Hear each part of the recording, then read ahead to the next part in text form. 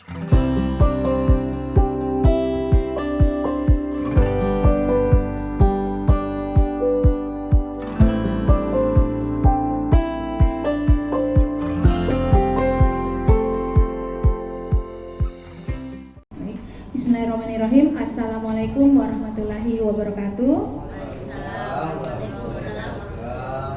Dan selamat pagi, salam sejahtera bagi kita semua. Pertama, marilah kita panjatkan puji dan syukur kepada Allah Subhanahu wa Ta'ala, di mana pagi ini masih kita semua diberi kesempatan dan kesehatan sehingga dikumpulkan di tempat ini untuk bersama-sama mengikuti diseminasi yang dipaparkan nantinya oleh Bapak Muhammad Nawir. Kemudian tak lupa kita kirimkan salawat dan salam kepada Nabi junjungan besar kita Nabi Muhammad SAW, kepada para sahabat dan juga para keluarganya. Baik, sebelum memulai diseminasi ini, kegiatan ini, izinkan saya untuk mengucapkan terima kasih kepada Bapak dan Ibu atas kehadirannya yang telah meluangkan waktunya untuk mengikuti kegiatan diseminasi ini. Jadi kegiatan ini adalah kegiatan dari calon guru penggerak, yaitu untuk menyebarkan pemahaman dan penerapan pengalaman budaya positif. Untuk tempat dan waktu saya persilakan kepada Bapak Muhammad Nawir SP untuk melaksanakan kegiatannya. Silakan Pak.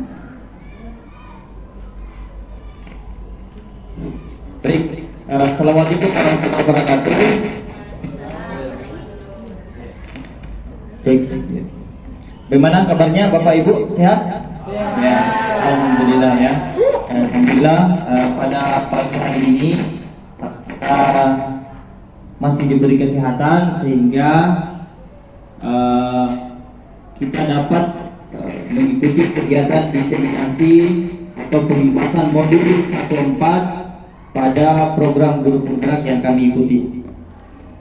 Pada modul 1.4 itu membicarakan terkait budaya positif.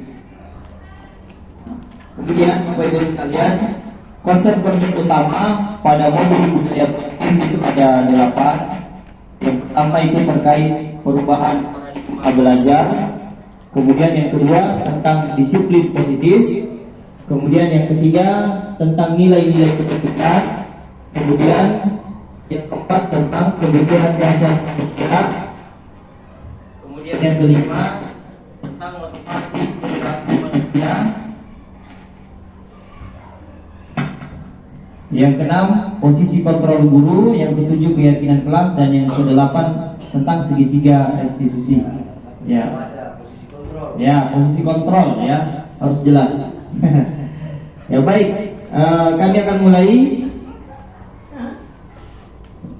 Dimulai dari pembelajaran dengan paradigma baru. Ya, jadi Bapak Ibu sekalian, pembelajaran dengan paradigma baru itu merupakan pembelajaran yang dirancang berdasarkan prinsip pembelajaran berdiferensiasi, sehingga para peserta didik belajar sesuai kebutuhannya berdasarkan tahap perkembangan sesuai teori psikologi modern untuk mewujudkan profil pelajar Pancasila. Ya, jadi sebagaimana yang kita telah pahami bersama, ada berapa profil pelajar Pancasila Bapak Ibu? Ada 6 ya. Ya, yang pertama beriman bertakwa, kemudian berkebinekaan global, mandiri, ya dan seterusnya. Nah, jadi diharapkan pada proses pembelajaran ini kita sudah memiliki paradigma baru untuk menciptakan peserta didik dengan profil pelajar Pancasila dengan prinsip pembelajaran berdiferensiasi. Ya, bisa berdiferensiasi produk, berdiferensiasi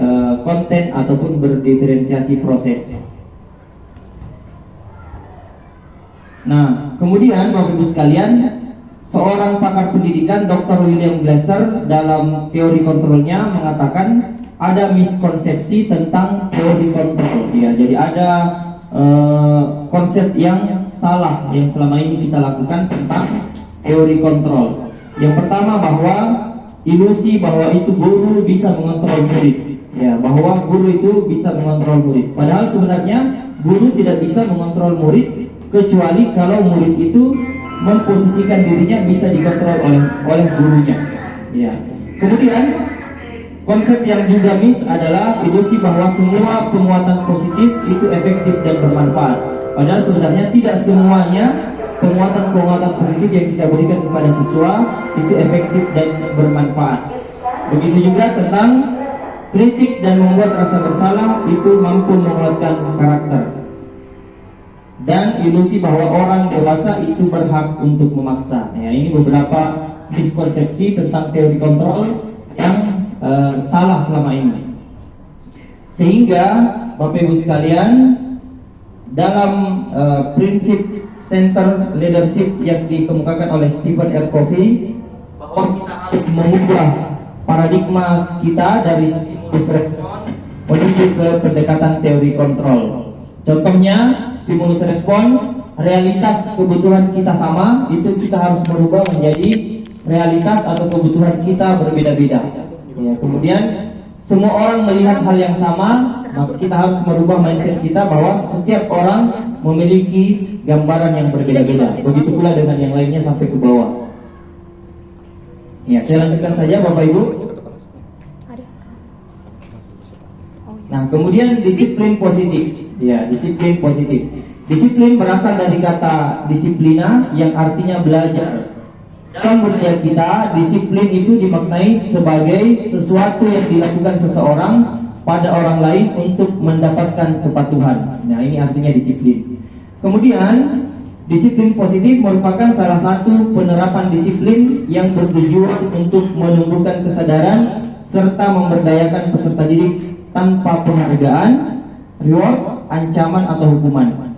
Ya, jadi Bapak Ibu sekalian, sebagai pendidik, tujuan kita adalah menciptakan peserta didik yang memiliki disiplin diri sehingga mereka berperilaku mengacu kepada nilai-nilai kebajikan universal dan memiliki motivasi intrinsik dalam perubahan perilaku ke arah yang lebih baik.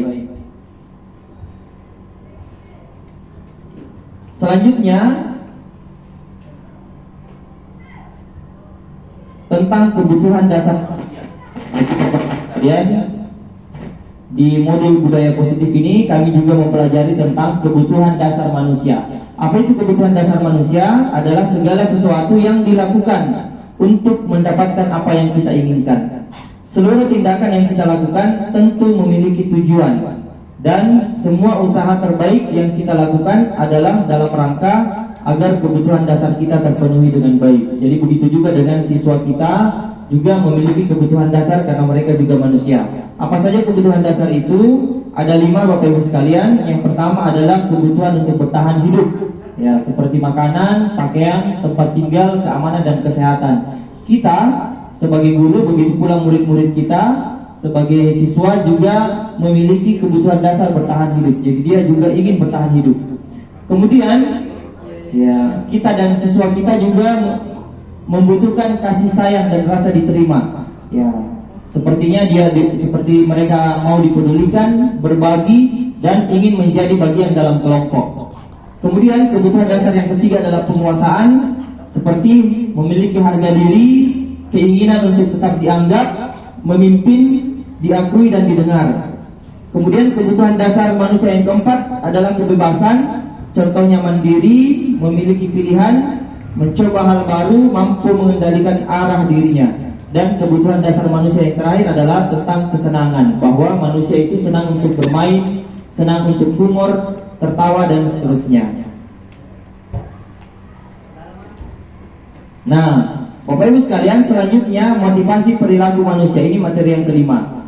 Apa itu motivasi perilaku manusia? Dorongan yang timbul pada diri seseorang secara sadar atau tidak sadar untuk melakukan suatu tindakan dengan tujuan tertentu. Ada 3 motivasi manusia itu berperilaku. Yang pertama adalah karena dia ingin menghindari ketidaknyamanan dan hukuman. Ya, begitu juga dengan siswa kita. Ya, jadi ada motivasinya ketika kita siswa kita melakukan disiplin. Ya, motivasi yang pertamanya itu bisa karena dia takut dihukum.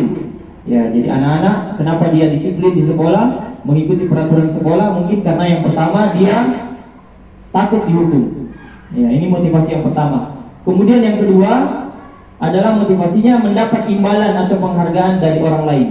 Jadi murid-murid kita, siswa kita itu melakukan disiplin karena ia menginginkan imbalan. Yang mungkin pernah kita sampaikan, kalau kalian umpamanya tetap mengikuti peraturan sekolah, maka kalian akan mendapatkan nilai ini, umpamanya nilai 9 pada mata pelajaran tertentu. Nah, ini motivasinya adalah untuk mendapatkan imbalan. Kemudian motivasi yang ketiga adalah karena mereka atau murid-murid kita ingin menjadi orang yang mereka sendiri inginkan. Ya, dan menghargai diri sendiri dengan nilai-nilai yang mereka percaya. Ya, jadi murid itu disiplin karena mereka sadar bahwa ketika mereka melakukan mengikuti peraturan sekolah, bahwa mereka memang akan menjadi orang yang lebih baik. Nah, selanjutnya Bapak Ibu sekalian, konsep disiplin dengan identitas yang gagal. Jadi ada beberapa konsep-konsep disiplin yang ternyata konsep disiplin itu gagal dalam pelaksanaannya. Yang pertama itu hukuman. Ya, ketika kita memberi hukuman kepada siswa, maka itu menyakitkan. Hukuman itu menyakitkan bagi siswa. Kemudian hukuman itu membuat tidak nyaman bagi siswa. Kemudian membuat murid menjadi takut. Ya, kemudian murid terpaksa melakukan. Kemudian murid itu selalu menyembunyikan kesalahannya dan akibatnya murid menjadi rendah diri. Ini jika kita mendisiplinkan murid-murid kita, siswa kita dengan konsep hukuman. Kemudian begitu pula dengan konsep penghargaan. Ya, ternyata ketika kita mendisiplinkan siswa kita dengan konsep penghargaan, itu juga disebut dengan identitas gagal. Kenapa? Karena dengan penghargaan itu tidak efektif. Seseorang atau murid kita ketika kita memberikan dia sebuah penghargaan, ya maka murid-murid kita akan tergantung pada penghargaan itu. Ya, kita memberikan siapa yang bisa mengerjakan tugas ini, maka ada hadiahnya. Ya, apa yang terjadi kalau seperti itu? Maka kita akan memberikan tugas lagi, maka kita juga harus menyiapkan lagi hadiah. Ya, dan seterusnya. Kemudian penghargaan juga itu bisa merusak hubungan. Ya, kalau ada anak-anak kita, murid kita yang kita kita berikan penghargaan, kita puji di depan teman-temannya, ini bisa merusak hubungannya karena orang yang dipuji itu, ya, atau orang yang tidak dipuji akan iri terhadap orang yang dipuji. Ya, akan merusak hubungan sesama mereka. Ya, begitu juga kita. Kalau kita dipuji di depan orang banyak oleh pimpinan, ya mungkin bisa saja ada teman-teman yang lain yang mungkin tidak setuju dengan pujian tersebut, sehingga penghargaan menjadi bisa merusak hubungan. Begitu juga penghargaan bisa mematikan kreativitas anak-anak kita, karena anak-anak hanya berpikir bagaimana caranya mendapatkan penghargaan tersebut. Ya, begitu juga dengan menghukum dengan sistem ranking, sehingga sistem ranking sekarang sudah tidak ada lagi. Ya, tentu yang paling merasa kecewa adalah yang ranking 2, apalagi kalau mungkin beda nilainya hanya beda 1 atau beda 0, ya, yang ranking 1 nilainya 95, dia dapat 94, tentu orang yang mendapat ranking 2 akan merasa sangat kecewa karena selisihnya hanya sedikit sekali. Kemudian Bapak Ibu sekalian, nah bagaimana dengan konsep disiplin dengan identitas sukses? Itu yang pertama adalah konsekuensi, tapi dia penguatannya hanya dalam jangka waktu yang pendek. Kemudian konsekuensi juga perlu monitoring berkelanjutan, perlu stimulus respon, dan dengan konsekuensi murid menghormati peraturan, dan konsekuensi juga bisa menghilangkan waktu untuk mengurangi kesalahan. Nah, yang terbaik adalah yang restitusi. Restitusi menyebabkan murid bertanggung jawab atas perilakunya, fokus pada pemecahan masalah jangka panjang, kemudian murid menghormati dirinya dan orang lain, kemudian murid memegang kontrol dirinya, dan murid semangat memperbaiki kesalahannya. Nah, ini dia konsep disiplin pendekatan restitusi, yaitu sebuah cara menanamkan disiplin positif kepada murid. Jadi restitusi adalah proses menciptakan kondisi pada murid untuk memperbaiki kesalahan mereka, sehingga mereka bisa kembali pada kelompok mereka dengan karakter yang lebih kuat. Apa ciri-ciri konsep disiplin dengan pendekatan restitusi? Adalah bukan menebus kesalahan, tapi siswa belajar dari kesalahannya. Kemudian ciri-cirinya yang kedua memperbaiki hubungan, yang ketiga restitusi berupa tawaran bukan paksaan, kemudian menuntun untuk melihat ke dalam diri, kemudian mencari kebutuhan dasar yang mendasari tindakan, fokus pada karakter, dan menguatkan dan fokus pada solusi. Ini ciri-ciri konsep disiplin dengan restitusi. Nah, ini contoh kasus Bapak Ibu. Kalau ada siswa tidak mengerjakan tugas, ya. Kalau kita mendisiplinkan dengan cara hukuman, ada siswa kita tidak mengerjakan tugas, kita hukum. Contohnya, guru menghukum siswa jalan bebek, keliling lapangan 2 kali putaran. Nah, ini hukuman. Ini mendisiplinkan dengan konsep hukuman. Akibatnya guru marah dan tentu murid menjadi takut. Nah, ini hukuman. Bagaimana dengan konsekuensi? Guru memberikan konsekuensi untuk mengerjakan tugas pada waktu lain berkali lipat. Ini konsekuensi. Jadi bedanya hukuman dengan konsekuensi. Hukuman itu bersifat spontan, langsung. Ketika siswa kita melakukan kesalahan, maka kita langsung hukum. Kalau konsekuensi, siswa sudah tahu apa akibatnya ketika dia melakukan kesalahan.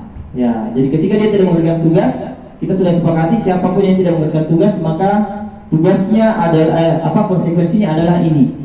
Ya, dan konsekuensinya adalah harus sejalan dengan kesalahannya. Ya, contoh ketika dia tidak mengerjakan tugas, maka konsekuensinya adalah dia harus mengerjakan tugas di tempat yang lain. Dia harus mengorbankan waktu istirahatnya. Ya, tidak boleh ketika dia mengerjakan tugas, konsekuensinya adalah jalan bebek. Ya, itu tidak sejalan namanya. Kemudian akibat dari konsekuensi adalah guru tegas dan murid menghormati aturan. Kemudian kalau kita mendisiplinkan dengan cara restitusi, itu guru menanyakan keyakinan kelas atau dirinya dan membantu murid menyelesaikan masalahnya dengan pertanyaan-pertanyaan. Kemudian guru terbuka dan murid menghormati dirinya dan orang lain. Ya, inilah perbedaan antara hukuman, konsekuensi dan restitusi. Mari kita coba lihat Bapak Ibu sekalian. Nah, kita lihat yang pertama, ya. Kira-kira menurut Bapak Ibu mencatat 100 kali di dalam buku kalimat saya tidak akan terlambat lagi karena terlambat ke sekolah. Kira-kira ini hukuman atau konsekuensi? Mencatat 100 kali di dalam kalimat, di dalam buku ya, kalimatnya, jadi dia menulis saya tidak akan terlambat lagi karena dia terlambat ke sekolah. Hukuman atau konsekuensi? Hukuman. Ya, hukuman ya.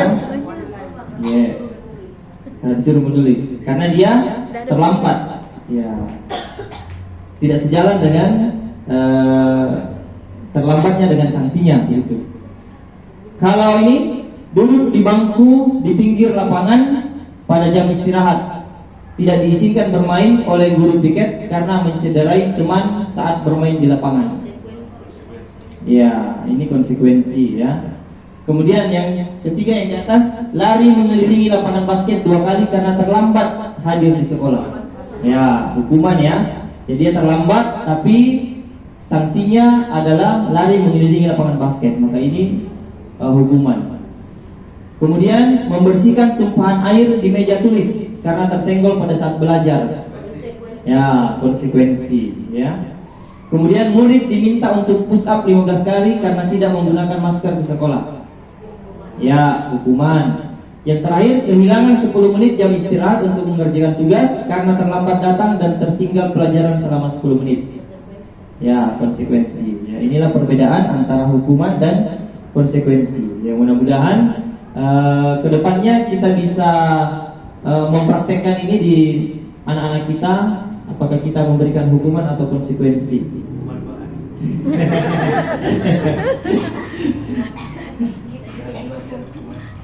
Kemudian, nah ini ada posisi kontrol guru, 5 posisi kontrol guru ya. Yang pertama adalah penghukum, yang kedua pembuat merasa bersalah, yang ketiga guru bisa berfungsi sebagai teman, kemudian posisi kontrol guru bisa sebagai pemantau dan sebagai manajer. Contoh penerapannya ya, ada kasus anak-anak selalu ribut di kelas ya. Kalau guru memposisikan diri sebagai penghukum, ya, maka mungkin bisa kalimatnya seperti ini. Berdiri di depan, angkat 1 kaki dan pegang telingamu. Nah, ini guru pada saat itu menghadapi kasus anak-anak yang selalu ribut, berarti dia berposisi sebagai penghukum. Ya. Kalau dia berposisi sebagai pembuat rasa bersalah, ya mungkin kalimatnya seperti itu yang kami tulis. Sudah berapa kali nih saya kasih tahu karena nah masih juga mau kerja, kecewa kah sama kamu nak. Nah ini contoh guru yang membuat rasa bersalah. Jadi anak-anak merasa bersalah dengan apa yang dia lakukan. Ya. Kemudian berfungsi sebagai teman. Ayo anak, jangan selalu ribut. Ya, tolong bantu bapak. Ya. Kali ini tidak apa-apa kau ribut. Besok tenang ya, jangan diulangi lagi. Nah ini guru memposisikan diri sebagai seorang teman. Kalau dia hanya pemantau, ya, seperti itu kalimatnya kira-kira ya. Atau jika kalau sudah mengganggu temanmu belajar, diam dan jangan ribut lagi. Ya, ini berposisi sebagai pemantau. Kalau guru berposisi sebagai manajer, ya, nanti dipanggil, kemudian diajak untuk berdiskusi. Apakah kamu tahu kesalahanmu? Ya, kemudian sambil diskusi, kira bisa ditanyakan lagi kira-kira apa yang akan kamu lakukan untuk memperbaiki kesalahanmu tersebut.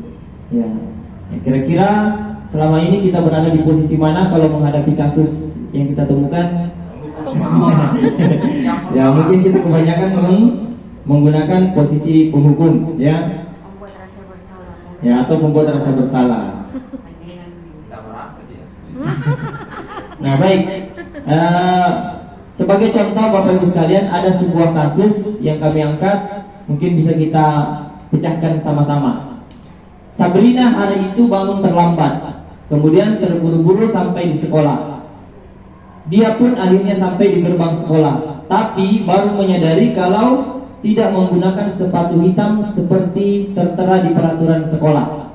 Di depan pintu kelas, Bapak Lukman ya memperhatikan sepatu Sabrina yang warnanya coklat. Sabrina berusaha menjelaskan bahwa dia terburu-buru dan salah mengenakan sepatu. Jadi sepatunya Sabrina banyak, jadi dia pakai yang coklat. Kemudian Pak Lukman menanyakan kepada Sabrina apa peraturan sekolah tentang seragam warna sepatu. Sabrina menjawab sudah mengetahui sepatu harus berwarna hitam, namun terburu-buru dan salah mengenakan sepatu. Selain tidak mungkin kembali pulang karena rumahnya jauh, Pak Lukman tetap bersikeras. Dan kemudian Pak Lukman tetap bersikeras pada peraturan yang berlaku dan mengatakan, ya sudah, kamu sudah melanggar peraturan sekolah, kamu salah, sudah terlambat, salah pula warna sepatunya. Segera buka sepatumu kalau tidak bisa mengenakan warna sepatu sesuai peraturan. Nah, kemudian lanjutan kasusnya, Sabrina meminta maaf dan memohon kembali kepada Pak Lukman agar tetap dapat mengenakan sepatunya dan berjanji tidak akan mengulangi kesalahannya. Namun Pak Lukman tidak mau tahu. Tidak, kamu telah melanggar peraturan sekolah. Kalau tidak sanggup ambil sepatu di rumah atau diantarkan sepatu ke sekolah, ya sudah, kamu tidak bersepatu saja seharian di sekolah. Sekarang copot sepatumu dan silakan belajar tanpa sepatu seharian. Sabrina pun dengan berat hati mencopot sepatunya dan memberikannya kepada Pak Lukman. Seharian dia tidak berani berkeliling sekolah karena malu dan lebih banyak berdiam diri di kelas tanpa alas sepatu. Nah, ini contoh kasusnya. Mungkin pernah terjadi di sini, ya, anak-anak kita diambil sepatunya atau tali sepatunya karena tidak sama. Yang penting kalau beda celananya yang diambil celananya. Pertanyaan pertama, dalam kasus di atas, sikap posisi apa yang diambil oleh Bapak Lukman? Jelaskan apakah indikatornya. Adakah yang bisa menjawab?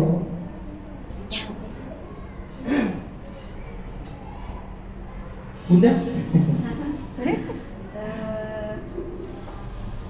Bisa ke jawabannya dua? Bisa? Tidak ada yang salah.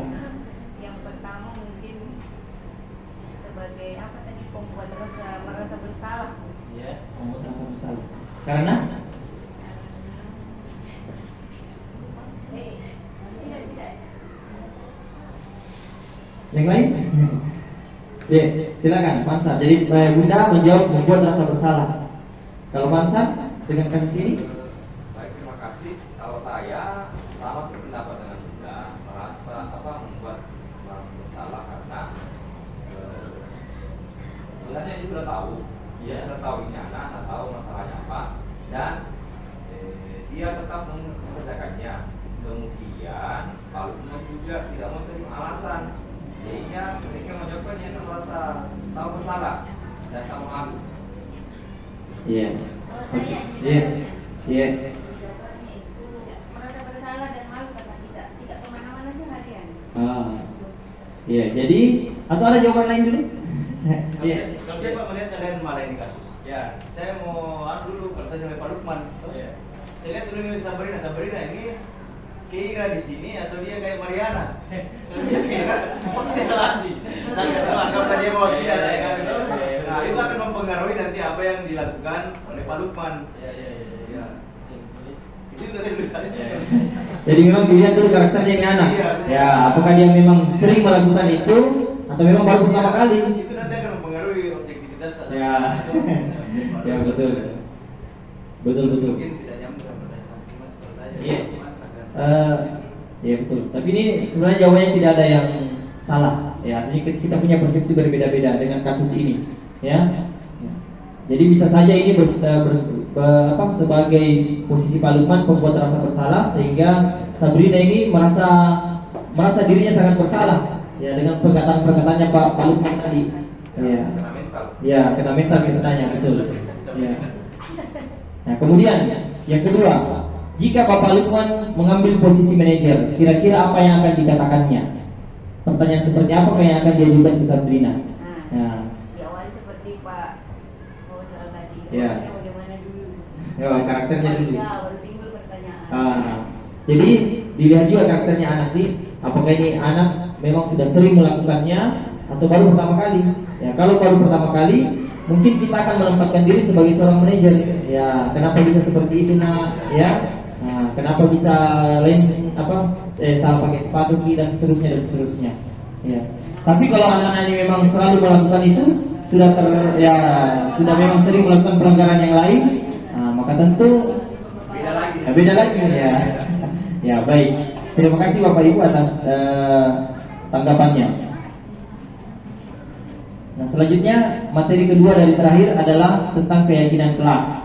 Ya, jadi ada istilah keyakinan kelas, ada juga peraturan kelas. Apa bedanya peraturan kelas dengan keyakinan kelas? Ya, kalau peraturan kelas dia spesifik. Kita bisa bersepakat dengan anak atau anak wali kita bersepakat masuk harus tepat waktu. Itu peraturan kelas. Tidak boleh membuang sampah sembarang tempat. Itu peraturan kelas. Ya, tetapi ada yang lebih baik dari peraturan kelas. Itu adalah keyakinan kelas. Ya, keyakinan kelas itu ciri-cirinya dia bersifat abstrak, berupa pernyataan universal, dibuat dalam pernyataan positif, sedikit saja agar mudah diingat, sesuai dengan kondisi kelas, sehingga mudah diterapkan. Kemudian semua warga kelas atau warga sekolah dilibatkan saat membuat keyakinan kelas. Ya, jadi itu perbedaan keyakinan kelas. Ya, jadi seperti tadi contohnya, kalau peraturan kelas seperti tadi tidak boleh masuk, tidak boleh terlambat masuk belajar, tidak boleh membuang sampah. Nah, tapi keyakinan kelas itu bisa dirubah. Peraturan kelas cepat lagi. Dari peraturan kelas tadi bisa dirubah menjadi keyakinan kelas. Ya, jadi contohnya tidak boleh membuang sampah sembarangan. Jadi kita rubah menjadi keyakinan kelasnya menjadi kalimat yang positif. Apa kira-kira keyakinan kelasnya? Menjaga kebersihan. Nah, itu contohnya menjaga kebersihan, itu keyakinan kelas. Tapi kalau peraturannya tidak boleh membuang sampah sembarang tempat. Nah, contoh tidak boleh peraturan kelasnya, tidak boleh mengganggu teman pada saat belajar. Nah, kita bisa mengubah kalimat itu menjadi keyakinan kelas, saling menghargai. Nah, jadi seperti itu. Itu perbedaan antara peraturan kelas dengan keyakinan kelas. Nah, ini materi terakhir Bapak Ibu sekalian adalah segitiga restitusi. Apa itu restitusi? Proses menciptakan kondisi bagi murid untuk memperbaiki kesalahan mereka, sehingga mereka bisa kembali pada kelompok mereka dengan karakter yang lebih kuat. Kemudian restitusi itu bukan untuk menebus kesalahan. Restitusi itu adalah tawaran, bukan paksaan. Restitusi fokus pada solusi dan dapat mengembalikan murid pada yang berbuat salah pada kelompoknya. Nah, ini segitiga restitusi ada 3 tahapannya. Yang pertama menstabilkan identitas, yang kedua validasi tindakan yang salah, dan yang terakhir menanyakan keyakinan. Apa itu menstabilkan identitas? Itu pertama-tama berdasarkan prinsip membuat kesalahan adalah bagian dari proses pembelajaran. Jadi ketika ada anak-anak berbuat salah, kita stabilkan dulu identitasnya, kita tenangkan dulu ceritanya, dengan beberapa kalimat-kalimat pertanyaan contoh di atas. Berbuat salah itu wajar, tidak ada manusia yang sempurna. Bapak Ibu juga pernah melakukan itu. Nah, Ibu tidak mau mencari siapa yang salah, tapi mau mencari solusi dari permasalahan ini. Kamu juga berhak merasakan seperti kamu berhak merasa seperti itu. Ini contoh kalimat pada tahapan menstabilkan identitas. Kemudian validasi tindakan yang salah. Berdasarkan prinsip bahwa setiap perilaku berupaya memenuhi suatu kebutuhan tertentu. Kalimat-kalimat pertanyaannya atau pernyataannya bisa seperti di atas. Kamu pasti punya alasan kenapa kau lakukan hal itu. Kamu patut bangga karena telah melindungi sesuatu yang penting buatmu. Kemudian yang tahapan yang terakhir adalah menanyakan keyakinan. Ya, contohnya apa keyakinan kelas kita? Nilai-nilai apa yang telah disepakati bersama? Seperti apa gambaran sebuah kelas yang ideal? Kemudian kamu ingin menjadi orang yang seperti apa? Ya, ini contoh pertanyaan menanyakan keyakinan. Nah, baik, kami perlihatkan skenario penyelesaian kasus yang sudah kami lakukan, tapi ini hanya skenario, tapi mudah-mudahan bisa kira-kira seperti itulah jalannya. Contoh skenario penerapan segitiga restitusi.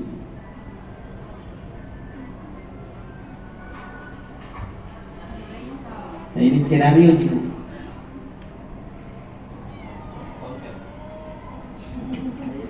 Ya. Bisa ini.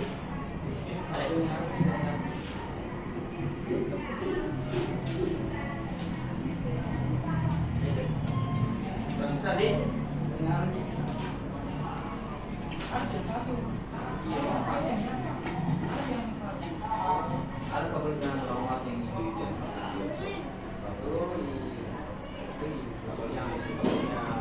apa aja.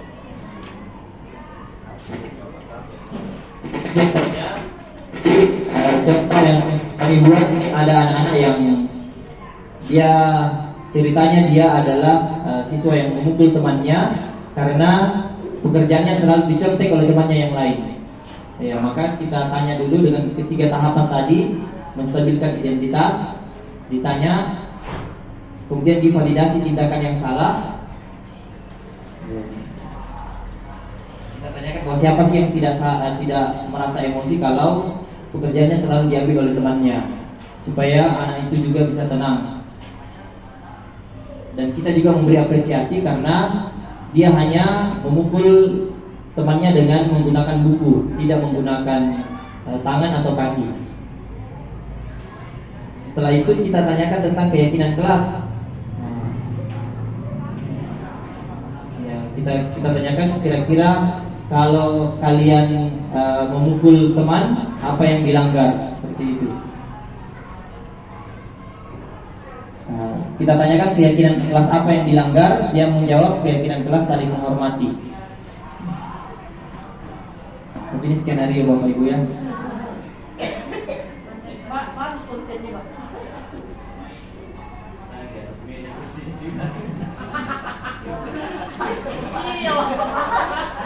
Terluput.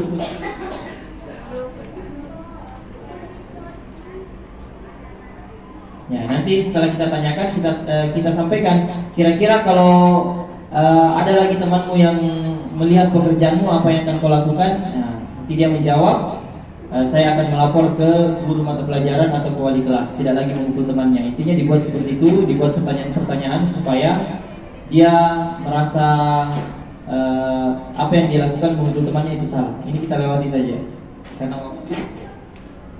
Ya. Ya, jadi sebagai penutup Bapak Ibu sekalian, bahwa dalam penerapan program disiplin positif, hendaknya guru memiliki standar kepribadian, profesional dan sosial yang baik, di mana guru mampu merefleksi dirinya dalam posisi kontrol saat ini. Bagaimana perjalanan dirinya sebagai among atau sebagai manajer yang menuntun murid-muridnya menjadi insan yang mandiri, merdeka dan bertanggung jawab. Ya, demikianlah pemaparan kami, pengimpasan kami dalam kegiatan diseminasi modul budaya positif kali ini. Sekali lagi kami ucapkan terima kasih atas perhatiannya dan waktu yang sangat diberikan untuk mengikuti kegiatan ini. Ditutup dengan ucapan wabillahi taufiq wal hidayah. Assalamualaikum warahmatullahi wabarakatuh.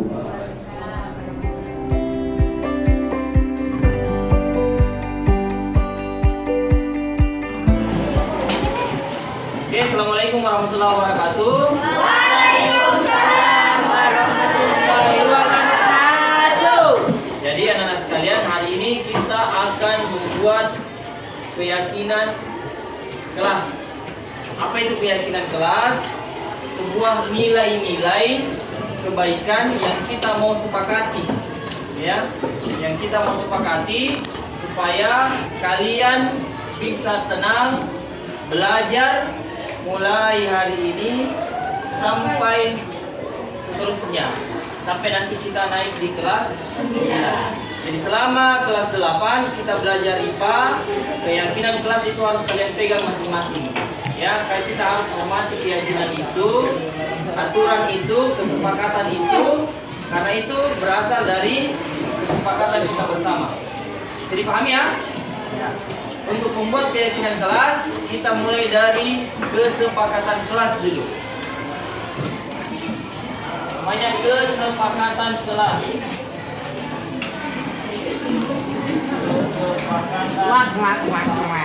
Kelas. Nah, nggak usah ditulis. Kalian akan menuliskan sebuah kesepakatan atau ide, ya, atau harapan apa yang kalian inginkan terhadap kelas kalian, supaya kalian bisa tetap belajar dengan tenang. Jadi pahami maksudnya? Nah, mungkin ada yang mau supaya kalian tetap nyaman belajar. Mungkin ada yang menulis nanti sebentar, tidak boleh datang terlambat. Ya. Nah, kalau ada yang ribut tidak boleh ribut. Ya. Harus apa dan seterusnya. Pokoknya terserah kalian. Silakan keluarkan idenya, harapannya, kesepakatannya, satu orang satu. Ya. Yang menurut kalian kesepakatan itu cocok untuk kita lakukan di dalam kelas ini supaya kita bisa tenang, nyaman untuk belajar. Jadi paham ya? Ya, jadi Bapak bagikan kertasnya, namanya sticky note.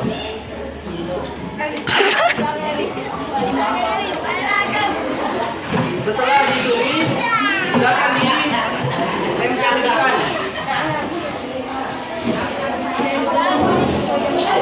Tempelnya di sini ya. Silakan ditempel di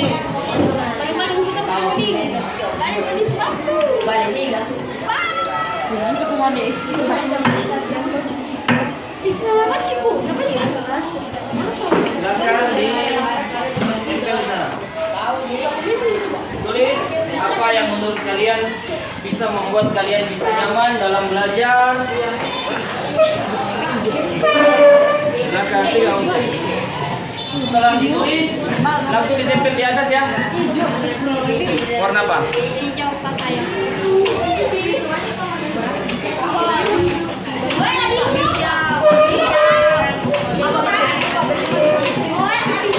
Apa hijau?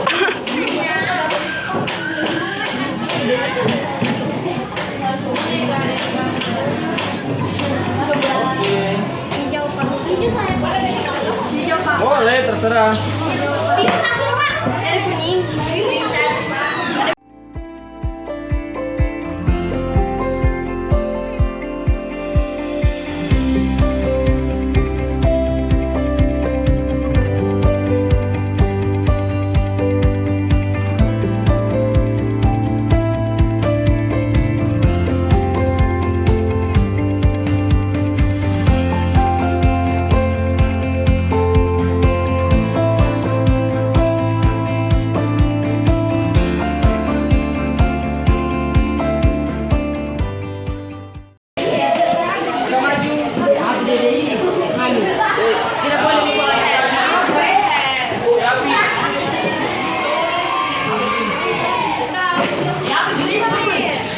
Silakan ditempel yang rapi supaya teratur.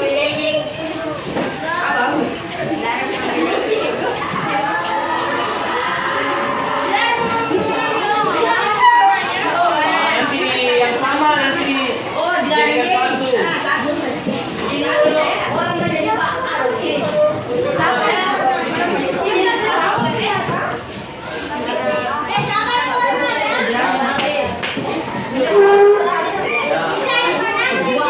Ayo, siapa lagi yang belum?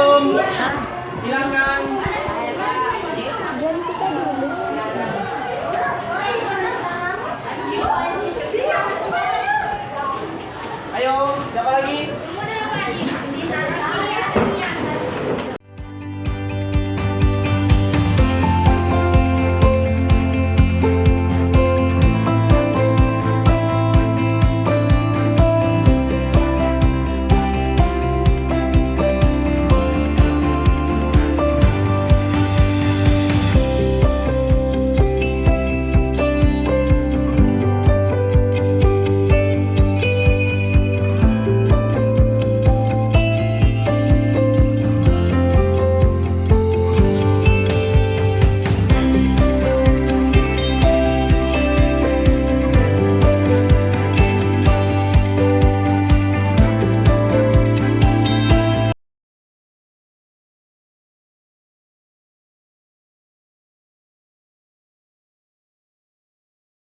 Nah, sekarang perhatikan.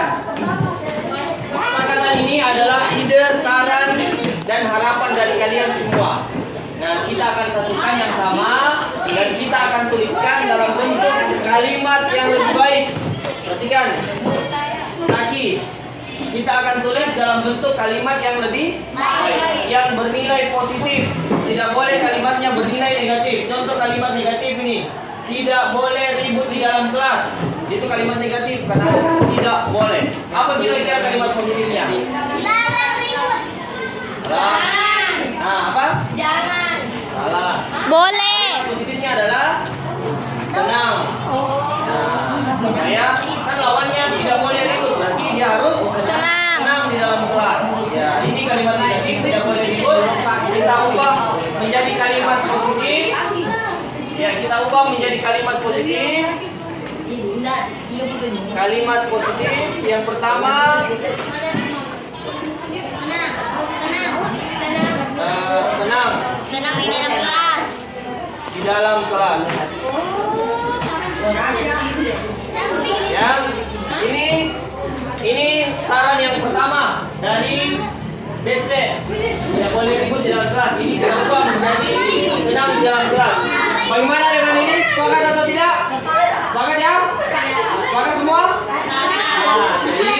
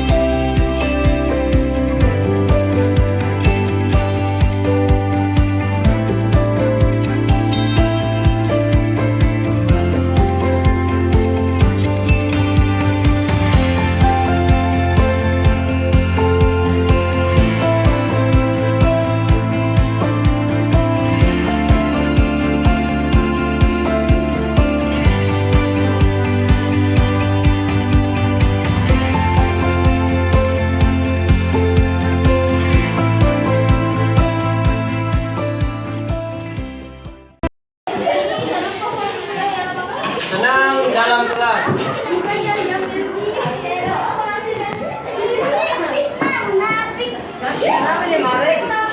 Yang kedua, makan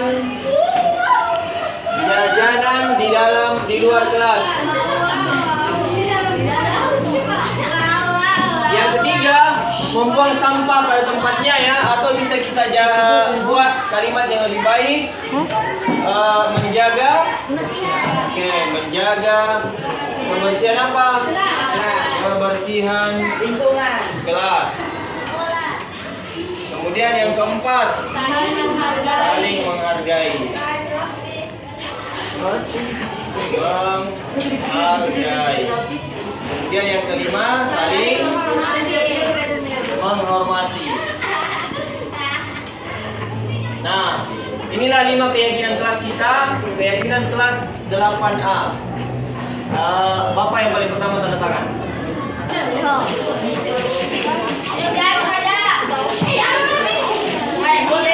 Silakan tanda tangan, cari tempat yang kosong, tanda tangan. Lanjut, 2 orang. Bentar.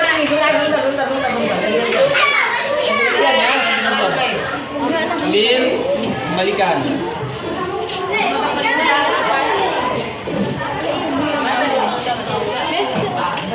Oke, mau pakai tanda cap jari boleh. Silakan disiapkan sendiri. Kayaknya ini tidak bisa deh.